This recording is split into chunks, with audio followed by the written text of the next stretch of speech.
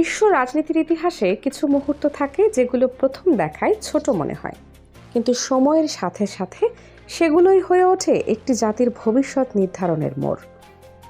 2026 সালের 1 মার্চ ঢাকা থেকে প্রকাশিত একটি মাত্র এক পাতার সরকারি প্রেস রিলিজ এখন ঠিক তেমনি এক ঐতিহাসিক দলিলে পরিণত হয়েছে। এটি শুধু একটি বিবৃতি নয়, এটি একটি বার্তা, এটি একটি সংকেত এবং হয়তো এটি একটি স্বীকারোক্তি। কারণ ঠিক এই সময় মধ্যপ্রাচ্যের আকাশে যখন আগুন জ্বলছে, তখন আন্তর্জাতিক আইন এবং সার্বভৌমত্ব নিয়ে বিশ্বজুড়ে বিতর্ক তুঙ্গে। তখন বাংলাদেশের পররাষ্ট্র মন্ত্রণালয় যে ভাষা ব্যবহার করেছে তা নিয়ে শুরু হয়েছে এক গভীর রাজনৈতিক আলোচনা। প্রশ্ন উঠছে, বিশ্ব রাজনীতিতে একটি অঘোষিত নিয়ম রয়েছে। রাষ্ট্র কখনো সরাসরি সব কথা বলে না।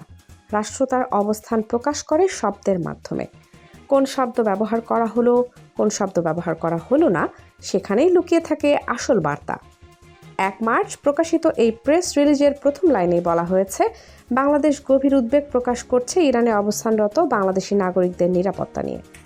প্রথম দেখায় এটি একটি মানবিক এবং দায়িত্বশীল বক্তব্য, কিন্তু এখানে একটি গুরুত্বপূর্ণ প্রশ্ন উঠে আসে। এই পরিস্থিতি তৈরি হলো কিভাবে? কে এই সংঘাতের সূচনা করলো? কোন শক্তির আঘাতে মধ্যপ্রাচ্য আবারও অস্থিতিশীল হয়ে উঠল? অবিশ্বাস্য হলেও সত্য, এই পুরো বিবৃতিতে কোথাও আক্রমণকারীর নাম উল্লেখ করা হয়নি। কোনো দেশের নাম নেই, কোনো সরাসরি নিন্দা নেই, কেবল একটি সাধারণ উদ্বেগ।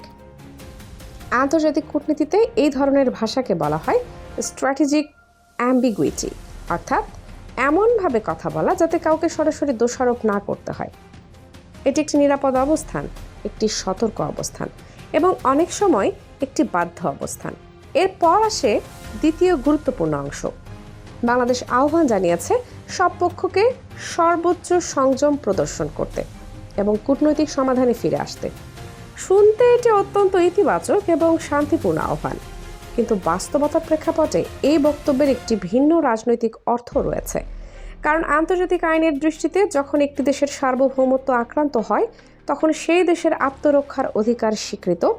কিন্তু এই বিবৃতিতে আক্রান্ত এবং আক্রমণকারী দুপক্ষকেই একইভাবে সংযমের আহ্বান জানানো হয়েছে।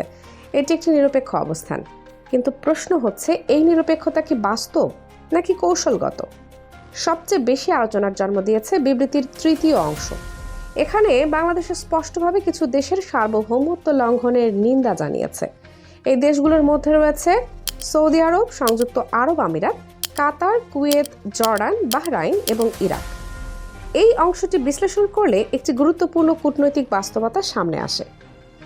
এই দেশগুলো শুধু মধ্যপ্রাচ্যের শক্তিশালী রাষ্ট্রই নয়, এগুলো বাংলাদেশের অর্থনীতির সাথে সরাসরি জড়িত। কারণ বাংলাদেশের সবচেয়ে বড় রপ্তানি বাজারগুলোর একটি হলো যুক্তরাষ্ট্র, আর সবচেয়ে বড় রেমিটেন্স উৎস হলো এই মধ্যপ্রাচ্যের দেশগুলো। প্রতি বছর কোটি কোটি ডলার দেশে পাঠান এই দেশগুলোতে কর্মরত বাংলাদেশিরা। এই রেমিটেন্স বাংলাদেশের অর্থনীতির লাইফলাইন। অন্যদিকে আন্তর্জাতিক আর্থিক প্রতিষ্ঠান, বৈদেশিক ঋণ এবং বাণিজ্য সবকিছু একটি জটিল বৈশ্বিক নেটওয়ার্কের অংশ। এই বাস্তবতায় একটি দেশের পররাষ্ট্রনীতি শুধুমাত্র আদর্শ দিয়ে পরিচালিত হয় না, এটি পরিচালিত হয় বাস্তবতা দিয়ে, এটি পরিচালিত হয় প্রয়োজন দিয়ে, এটি পরিচালিত হয় টিকে থাকার কৌশল দিয়ে। বাংলাদেশের পররাষ্ট্রনীতির একটি ঐতিহাসিক মূলনীতি ছিল সবার সাথে বন্ধুত্ব, কারো সাথে বৈরিতা নয়।